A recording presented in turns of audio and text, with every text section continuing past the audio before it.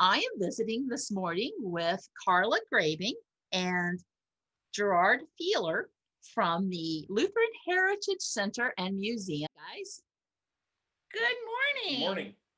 good morning. Well, I think I'll just let you take it from here. Tell me about where you're at and what you have going on over there in Altenburg, Missouri. I'm going to pass that to you, Oh, Gerard. okay. Well, we're over here at the museum in Altenburg, and what our primary mission is to explain the Saxon immigration to southeastern Perry County 180 years ago. And part of that did blend over into Illinois then, around the Jacob, Illinois area, a little later on. And then we also do a lot about the German culture around here, because it's pretty big around here, the German culture and all that. So that's our main mission, to preserve it and interpret it and explain it. Well, you have a very nice museum there. I was able to visit myself a couple of months ago, and Okay. I was so impressed by what I saw there, including the beautiful quilts and the other displays. You know, again, I want to thank you for inviting us into your world. The library is very important here in Altenburg as well. And the library is also just offers such a wide variety of learning experiences. And we're excited to join in this with you. Unless Gerard wants to say anything more about the museum, I guess now would be the time before we get into the I was quilts. just the whole historical society here was formed in 1910. It's one of the oldest in Missouri, to preserve the Log Cabin College, which is across the street from here, and it's under a shelter, and it was moved to that location in 1912. It opened up in 1839, and believe it or not, the very first graduate of that Lutheran seminary was J.A.F.W., we call it Miller here, and he's buried in Chester. Oh, yeah? Pastor at St. John's, and that's where he passed away, and he's buried in the cemetery over in Chester. Glad that we're doing this, and we're getting into each other's backyards a little bit. Yeah, I think we're all looking for a little something to do closer to home now, with all this craziness going on in our world. And all right, Carla, you ready to get to some of those photos that you can show us around the museum? Let's go. Let's go. Let me get my PowerPoint going. All right. Thank you, Gerard. It was nice to meet you. I just wanted to give you just a little history about quilting, because that is our focus this morning. And so just some quick history and facts about quilting. Great. As you can see here, the word quilt is derived from the Latin word culcita, which means stuffed sack. And the earliest depiction of quilting was discovered in Egypt as actually clothing that was worn by a pharaoh. That's the earliest they found, in approximately 3400 BC, so long time ago. It's thought that quilting came to America from Europe in the early 1700s. I love, since we live here in the Midwest, that during the expansion into the Western US, that quilts were used as window coverings, doors, and actually even walls in temporary housing. Quilts were also used as currency. Can you imagine how much, what would you get for a really nice quilt? I love that thought. I always think of what were people thinking as they quilted. And I love that quilting bees originated in the Midwest during the 1800s, where there was a lack of neighbors and women just needed to socialize. So it drew women together. Better known as therapy now. Exactly. Quilts are typically 3 layers. There's the top, the bottom, and then batting in the center. So it is sandwiched, or as that stuffed sack word that we learned at the very beginning.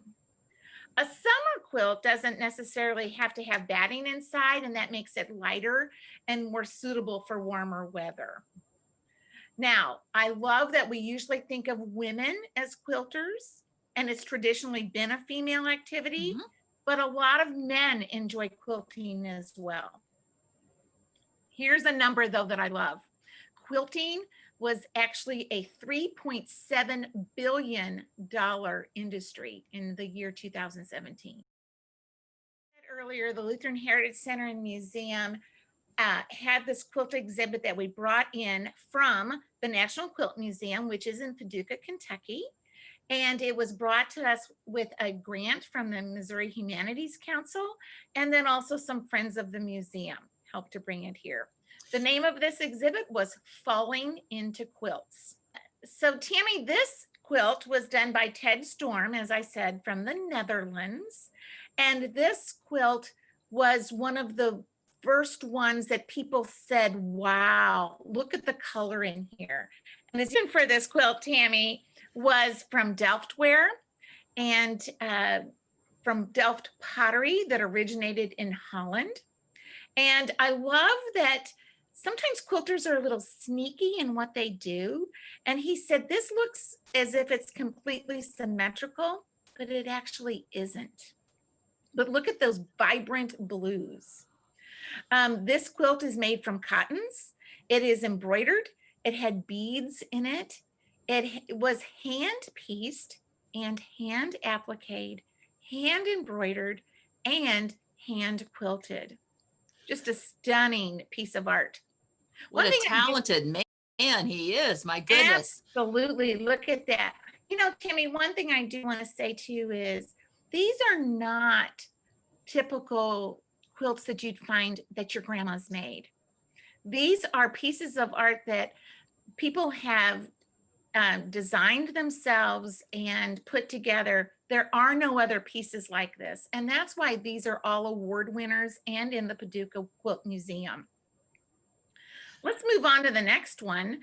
This one is called Samarkand by Virginia Siciliano from Lebanon, Pennsylvania. And if you look at this, you know, look at the fall colors that you see in here. A lot of people take an extreme amount of time in picking fabrics. And I love too that she and her husband do this together now. And they teach classes all over the country. This particular quilt is machine pieced and hand quilted. This time I just want to add a quick comment.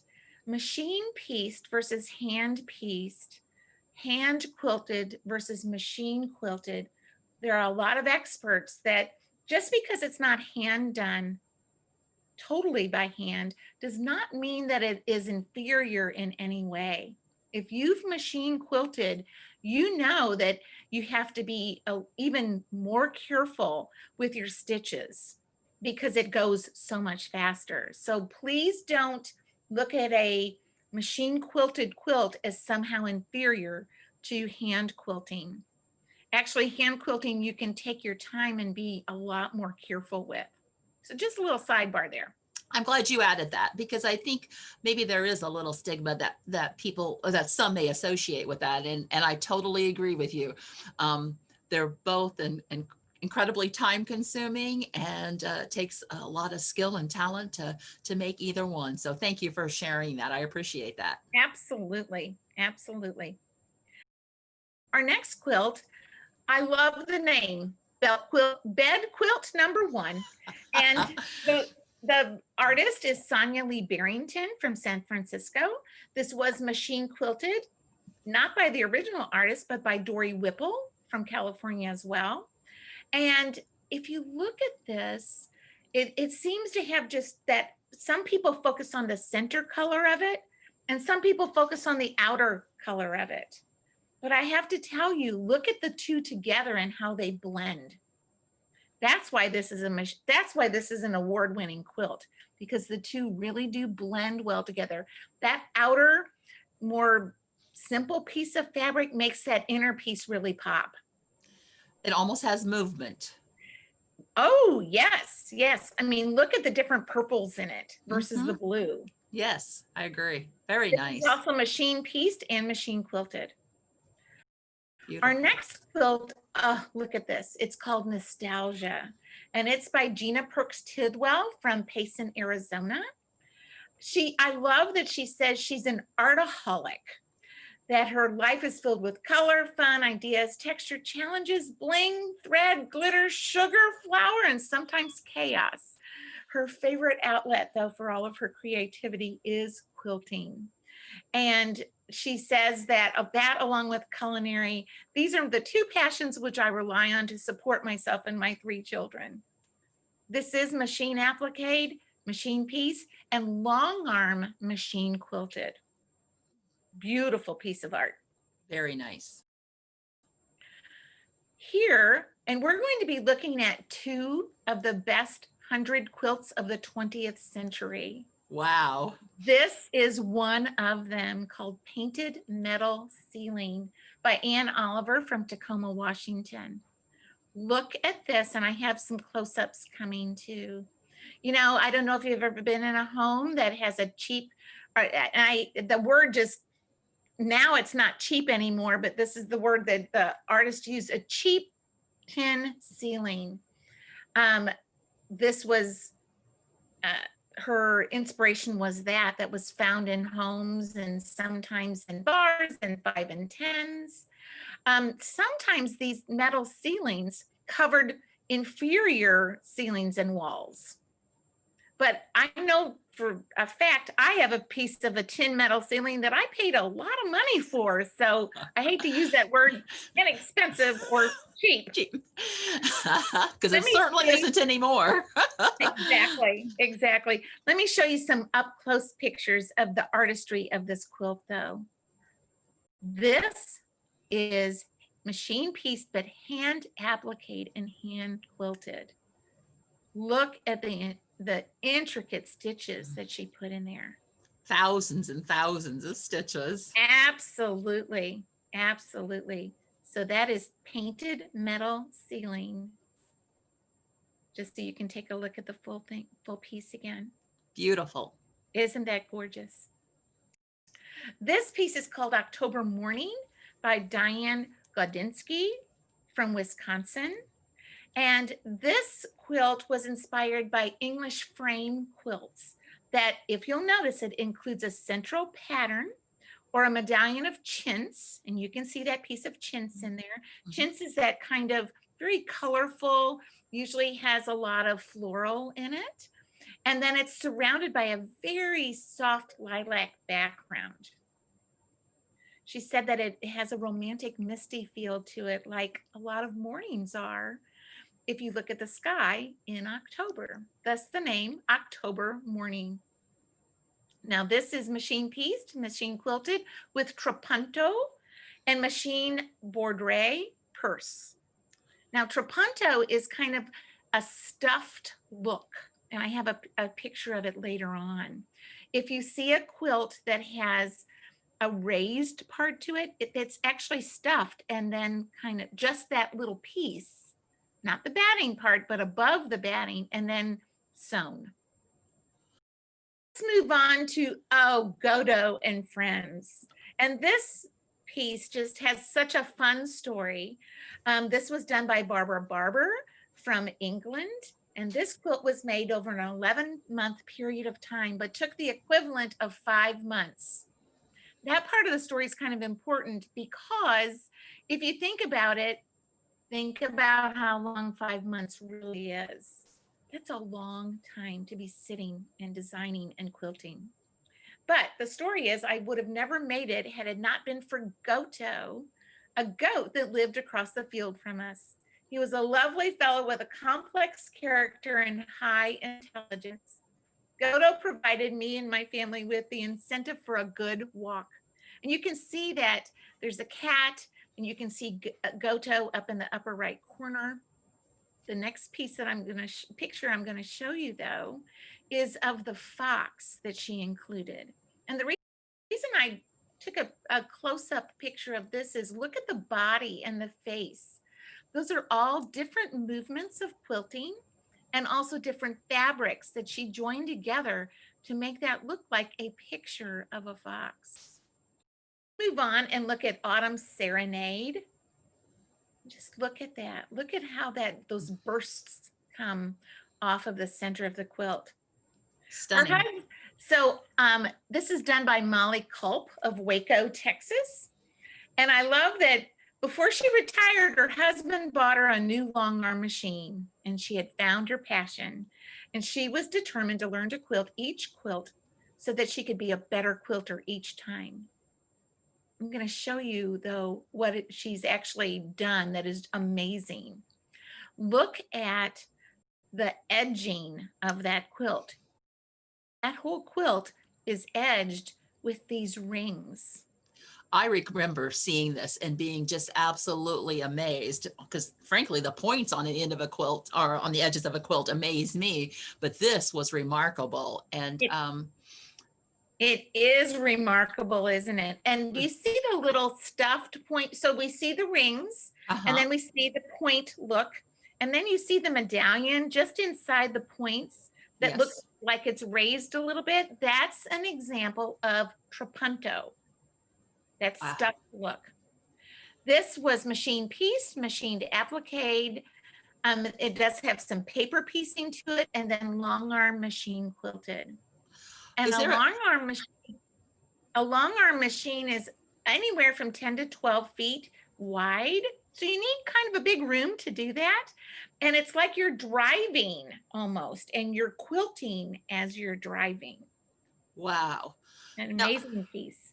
those loops, now, is that something that you have seen before with other quilts that have been displayed at your museum? Or is this really an uncommon way to edge or trim a quilt? To me, it's very uncommon. Now, I'm not a quilt expert, but points are much more popular. These loops, and do you see how they intertwine too? Just a fascinating way that she edged this beautiful piece of art. Wow, very nice. It's beautiful. Look at those tiny little circles. And she did that not close up. She did that on a long arm machine. This beautiful quilt. It's called Celebration of Autumn by Carmen Strang from California. A lot of people seem to take up quilting after retirement, and that's what Carmen did too. Her inspiration for this was a centerpiece of chrysanthemums with leaves and plumes of pampas grass. Now, at first sight, you might not look at that, but just look at that. Having known what her inspiration was, do you see it now? I do. The different colors. This was machine pieced and hand quilted and just beautiful, stunning colors. Let's move on to, oh, beautiful autumn radiance. You see the leaves in it? Wow. You have to look and look, but it's full of leaves. And this is done by Sharon Rauba from Woodridge, Illinois, back from 1986. And she said that quilting is an exciting discovery of possibilities for me. In other words, it's big girls play, and you've got to love that. When people can play with fabric and come up with this, I'm impressed. Me too. This is a cotton blend piece that's hand appliqued and machined, pieced and machined, and hand quilted. Just stunning colors in this. You know, I always ask people, so what was your favorite? And a lot of people are, oh, they're all so beautiful, but this and another other couple quilts were definitely at the top of most people's list. This piece is called Buckskin, done by Marla Yeager from Ava, Missouri. And I'm just going to read what she said. As a quilter, the greatest compliment is to have someone admire your work and to inspire them to create their dreams in quilts. Isn't that beautiful? That is. And people do quilt for many reasons. Here's another husband that gave their wife a new sewing machine, and that's what helped to bring Buckskin about. It is done by hand dyed cottons. It's machine pieced and machine quilted. I love the colors in her border. This is one of the smaller quilts. It's not a mini, but it was a smaller piece called Jacobean Harvest by Pat Campbell of Richardson, Texas, and it was hand quilted by Jackie Muhlstein. Now, Jacobean style is the use of vibrant colors and the mastery of art of applique. So it's a style of quilting, and that's why the name Jacobean Harvest. I love the vibrant colors in this, and apparently her works are pretty easily recognized as you in the quilt world. I can see why. Yes, yes. I love though that she said, when magenta is your neutral, what else can you do? I guess you embrace it. That's right.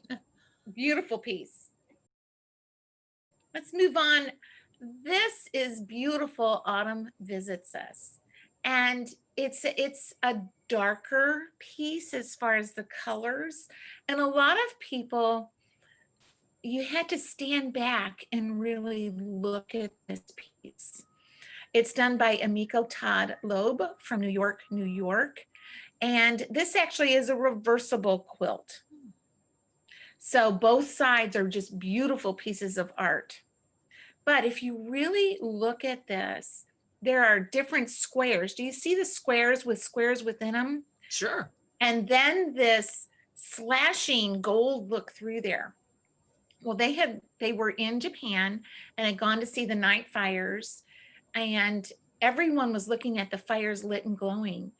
And she says that we alone were looking at an especially beautiful late summer moon, full or nearly so, with faintly visible wisps of cloud, suggesting a giant lantern or a special kind of round window with paper screens and lattices at different angles. I'm afraid that with my simple artistic mind, I wouldn't have seen the same thing. But if you look at this beautiful piece, it has old cottons, it has new Japanese cottons, it has silk in it, synthetic blends. What a beautiful piece of art. You know why that was one of an award winner. And her description clarifies her inspiration very nicely. It's there's always more to it than just a glance, and I appreciate you sharing the details about each of these quilts. Thank you. Well, as we're rounding the corner here, oh, this is the beautiful Spice of Life. This is done by Linda Roy from Massachusetts.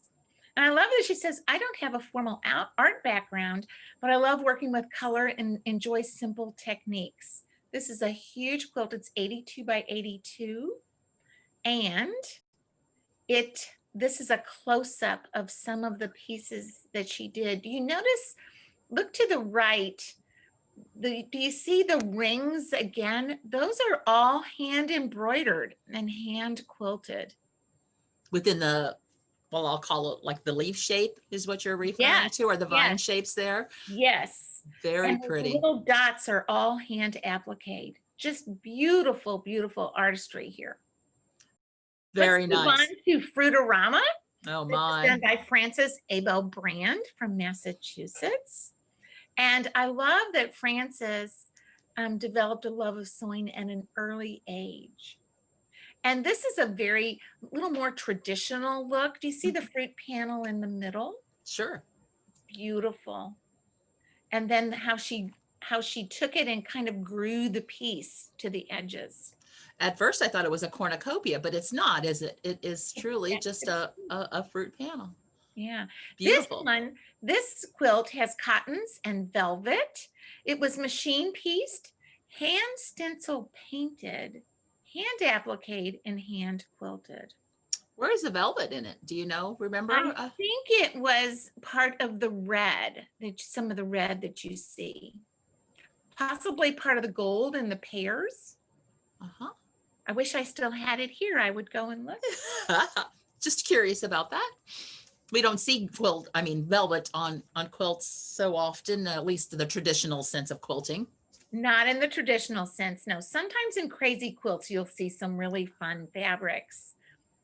Maybe our next exhibit will have a crazy quilt that we can show you. Look at Gypsy in My Soul. And this is one that I really wish that every person could have seen in person.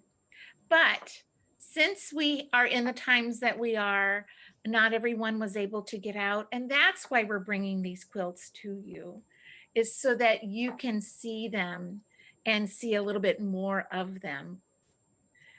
This is another one of the 100 best quilts of the 20th century. And I love that Gypsy in My Soul by Jane Blair from Pennsylvania says, quilting is what I do. It has everything I like to do in one activity: color selections, designing, sewing, mathematical precision in templates, and the quilting stitch. Isn't it wonderful? She calls it addicting and my obsession. Do you think she likes what she does? It certainly seems like it, and I can certainly why when the end result is this lovely quilt. Exactly. She also states, though, that if it looks traditional to some people and contemporary to others. And she said, if it looks that way, I've achieved the blending of the old and new, which is my goal. I love hearing what the artists say about what their inspiration was and how they would like for us to maybe interpret it. As we move on, this is the beautiful My Brunette Wig by Gail Stepanek from Illinois and Jan Hutchison from Kansas. And she had attended a large quilt show and became interested in competing. And so she entered her first competition in 2005. And much to her surprise, in her first competition, she won a first place ribbon. Wow. And then she says, I was hooked, and quilting is my go-to comfort zone. You know, you think about through the years why people have quilted. I think we called it therapy a while ago. Some was for basic need. Yeah, Some necessity. like these, where they're just gorgeous pieces of art. Now this has cottons in it, a poly cotton batting, wool batting, hand appliqued machine piece, and long arm machine quilted. This is our last quilt, Tammy, and it's called Totem. And this is done by Gabrielle Swan from Texas. And this was one of the quilts that a lot of people said, wow, that might be my favorite. It's just, if you look at this, it's very contemporary. It has beautiful pieces of batiks in it, and yet one large leaf, smaller leaves, if you really, and leaves that are of many colors. And she says it's celebrating nature. Celebrating nature is a part of us, a part of who we are, instead of separate from us, and will continue to be the focus of her work. Hopefully the work will do justice to the beauty outside my door. You've got to love in this beautiful season that we're in of fall, that someone took fall to be, and nature to be her inspiration for this gorgeous piece. This is cotton. It's machine piece, hand appliqued, hand embroidered, and hand quilted. Beautiful. Absolutely beautiful. You know, Tammy, here at the Lutheran Heritage Center and Museum, we do have exhibits that are pretty stable, but then we do have a lot of visiting exhibits as well. And I want to thank you for letting us bring Falling into Quilts to you. We are in Altenburg, Missouri, as you said earlier, at 75 Church Street. We're open every day here in our small town of Altenburg. Population 352. Our museum is manned mostly by volunteers. And as I said, any day from 10 to 4, with the exception of Christmas and Thanksgiving and Easter, we're open. We are excited too, because in the next couple of weeks, we're going to be bringing our next exhibit, which is over 50 Christmas trees. And those will be up from November 14th through January 17th of next year. Just want to say thank you again for sharing your PowerPoint, your beautiful pictures with us, and especially for your time and the trouble that it took to put this together.